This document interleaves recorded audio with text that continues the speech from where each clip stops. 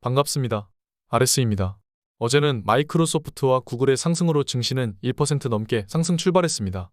그러나 퍼스트 리퍼블릭 은행이 오늘 또 25%가량 하락하면서 은행의 위기감이 지속됐고 3월 내구재 수주도 괜찮게 나와 인플레 자극을 하면서 증시는 하방으로 마무리했습니다. 마이크로소프트는 홀로 7% 넘게 상승하면서 나스닥의 하락을 막아주었습니다. 테슬라는 무려 4% 이상 하락했고 아마존도 실적 기대감으로 상승했습니다. 반도체 부문도 상승하는 모습을 보여줬습니다. TQ는 26불을 상회했다가 계속 하락했는데 장 이후 메타가 실적 발표를 하면서 다시 치솟았습니다. 메타는 어닝 서프라이즈로 나왔습니다. 예상대로 빅테크들은 어닝 서프라이즈가 계속 나오고 있는 상황입니다. 다만 매크로는 하방으로 방향을 잡았기에 상승분이 전부 하락으로 이어지는 것이죠. 메타는 어닝 서프라이즈가 걸맞는 실적 발표였습니다. 작년 3분기에 바닥을 찍고 계속 상승하는 모습입니다. 매출도 서프라이즈, EPS도 서프라이즈, 특히 가이던스를 굉장히 높게 잡았습니다. 예상치보다 무려 2.5빌리언 가량 높인 것입니다. 이렇게 자신감을 내비치는 메타는 시간에 11% 넘게 상승 중입니다. 메타는 앞으로도 공격적인 인원 감축을 하고 비용을 아낄 것이라고 이야기하고 있습니다. 손익 개선에 집중하고 대규모 자사주 매입도 실시할 것이라고 합니다. 미국의 힘은 자사주 매입에 있습니다. 진정으로 주주를 위한 나라는 바로 미국뿐인 것입니다. 한국에선 찾아볼 수 없는 수준의 자사주 매입입니다. 테슬라의 경우 그 단단하던 160불을 깨고 드디어 150불대 라인으로 들어왔습니다. 저는 140불대까지 바라보고 있다고 말씀드렸는데 예상대로 흘러가는 모습입니다. 저는 기계적으로 또 매수했습니다. 어제 테슬라가 하락했던 가장 큰 이유는 점점 재고가 많아진다는 이유도 한몫했습니다. 고금리 상황에서 테슬라 같은 비싼 차를 산다는 생각은 하지 못합니다. 다시 중고차 가격이 올라가고 금리가 역전되면 재고량은 줄어들 것이고 저번 세일에서 봤듯이 테슬라는 재고를 탄력적으로 운용할 능력이 충분히 있습니다.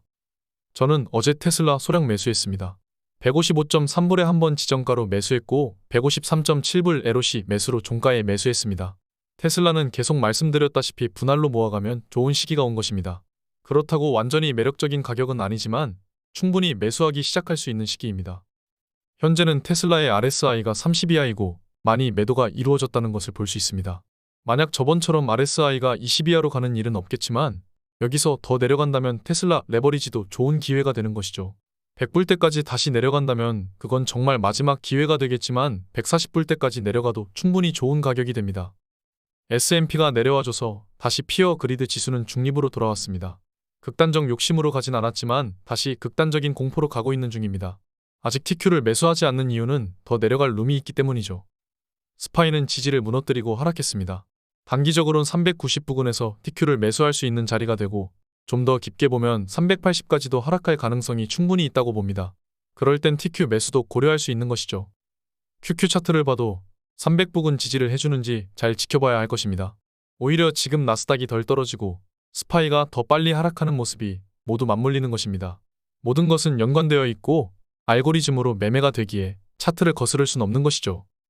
아직 퍼스트 리퍼블릭도 미친 듯이 하락하고 있고 파산 위기도 돌고 있습니다. 정부도 지원을 부정적으로 보고 있습니다. 아직 시장에서 중소은행 신용 리스크가 사라진 것이 아니라고 보고 있는 것이죠. 은행 신용 리스크도 최근 반등했고 이번 FRC 폭락으로 더 가파르게 상승했을 겁니다. 이 지표가 오르면 비트코인은 반등하게 됩니다. 신용 리스크의 정면으로 반박하는 것이 바로 디지털금, 비트코인이니까요.